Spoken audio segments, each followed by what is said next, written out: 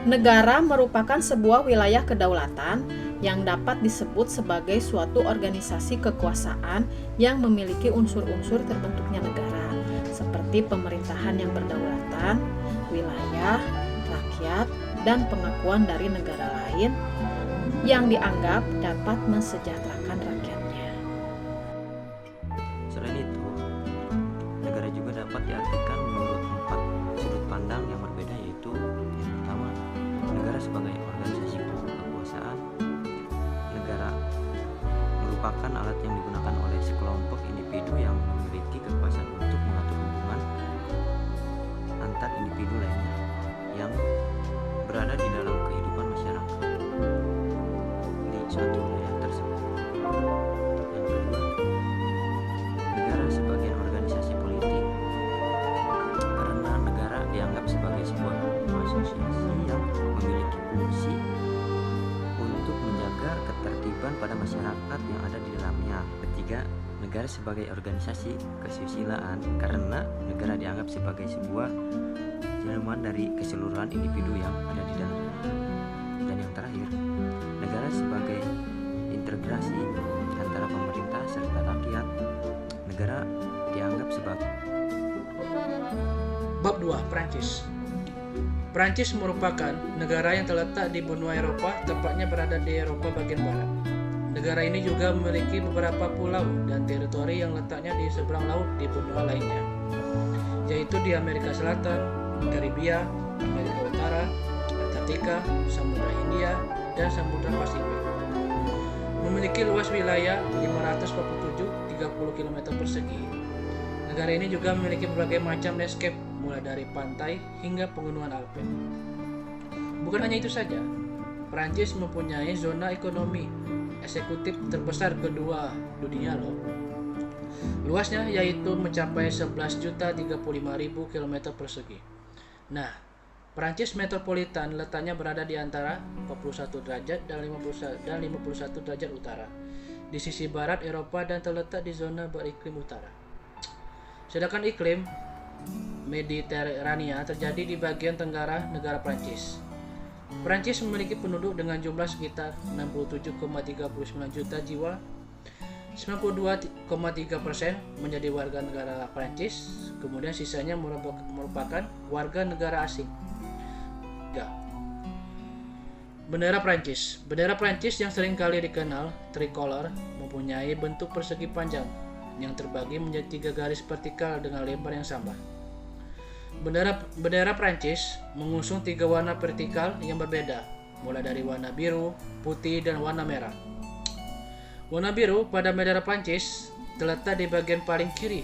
Warna biru ini seringkali dikaitkan dengan santo pelindung militer Prancis, Saint Martin. Warna biru juga melambangkan suatu kebebasan dan kedamaian sebuah negeri.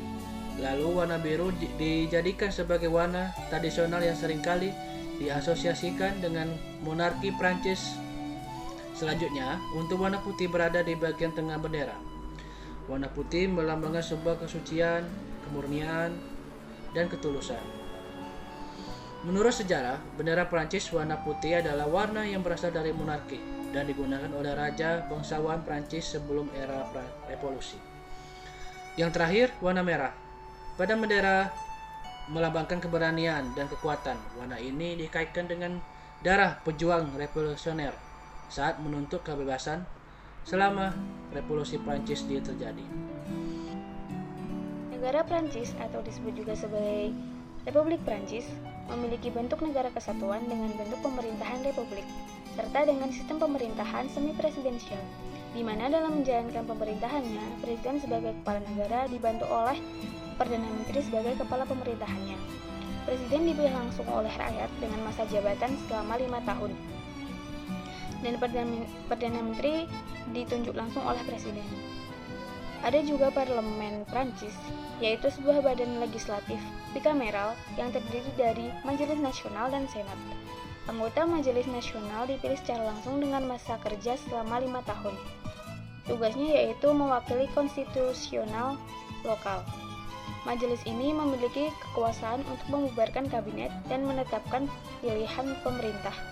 Sedangkan senator dipilih oleh Dewan Pemilih Khusus untuk menjabat selama 6 tahun. Kekuasaannya sangat terbatas. Sistem politik negara ini ditandai oleh dua pengelompokan yang saling menentang secara politik.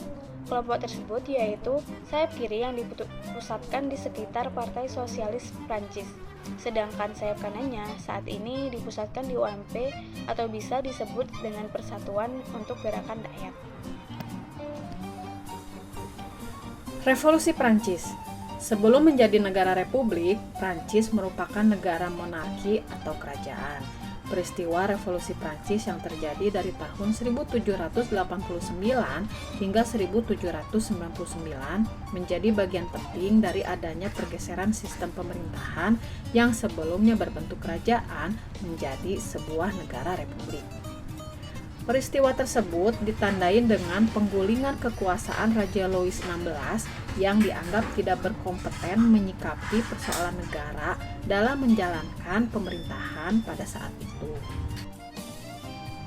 Pemerintahan yang dijalankan oleh Raja Louis XVI berbentuk monarki telah diterapkan selama berabad-abad di kerajaan Prancis. Pemerintahan monarki merupakan jenis pemerintahan yang dikepalai oleh seorang raja atau ratu. Revolusi Prancis menyebabkan perubahan sosial dan pergeseran budaya politik. Revolusi ini membentuk paham-paham seperti liberalisme, demokrasi, dan nasionalisme yang berdampak pada perubahan sistem pemerintahan dan kedaulatan. Peristiwa Revolusi Prancis terjadi dengan tujuan untuk menghapuskan absolutisme yang terjadi selama berabad-abad di Prancis serta untuk memperjuangkan hak-hak rakyat akibat kesewenang-wenangan kerajaan Prancis pada masa itu. Kekuasaan Raja Louis XVI dengan semboyannya Iitet Cs Moi atau negara adalah aku menjadi puncak dari pemerintahan absolutisme di Prancis. Revolusi Prancis menjadi peristiwa transformasi politis di mana dinamika perubahannya mengarah pada politik revolusioner yang menandakan berakhirnya paham-paham seperti feodalisme, aristokrasi, dan monarki di Prancis. Ambisi untuk menumbangkan sistem kerajaan yang terjadi berabad-abad ini juga dikarenakan pengaruh aliran pencerahan atau Aufklärung oleh kaum terpelajar, kaum petani, kaum buruh, serta individu masyarakat yang merasa tersakiti pada masa-masa tersebut. Revolusi Prancis dikenal dengan 3 semboyannya yaitu Liberté, Égalité et Fraternité atau kebebasan, persamaan, dan persaudaraan. Runtuhnya monarki absolut Raja Louis XVI tidak serta-merta membuat Prancis langsung berganti ke sistem pemerintahan republik. Gerakan revolusi yang dilakukan oleh rakyat secara langsung menyebabkan belum dapat menetapkan pemimpin dalam pemerintah selanjutnya. Oleh karena itu, jatuhnya pemerintahan monarki absolut diganti dengan pemerintahan monarki konstitusional sebagai jalan untuk merumuskan konstitusi negara dan perlengkapan aparatur negara. Setelah pemerintahan monarki absolut diganti dengan pemerintahan monarki konstitusional, Majelis Konstituante Nasional dibentuk untuk menghapuskan feodalisme yang terjadi selama berabad-abad tersebut. Majelis Konstituante Nasional membentuk sebuah dokumen bernama Dekret Agustus yang bertujuan menghapuskan seluruh hak istimewa. Pembentukan dokumen tersebut kemudian melahirkan sebuah deklarasi hak asasi manusia bernama Deklarasi Hak Asasi Manusia dan Warga Negara 1789 atau La Déclaration des droits de l'homme et du citoyen. Majelis Konstituante Nasional dibentuk tidak hanya berfungsi sebagai badan legislatif, melainkan sebagai badan yang menyusun konstitusi baru. Hal inilah yang kemudian melahirkan negara Republik Prancis. Demikianlah pemaparan tentang negara Prancis dari kelompok 4 mata kuliah Hukum Internasional, Program Studi Ilmu Hukum, Fakultas Hukum, Universitas Subang yang beranggotakan Ade Putra Doyoba, Mutiara Hasna, Muhammad Galih Taji Handara, dan saya sendiri, Mega Utami Lestari. Terima kasih.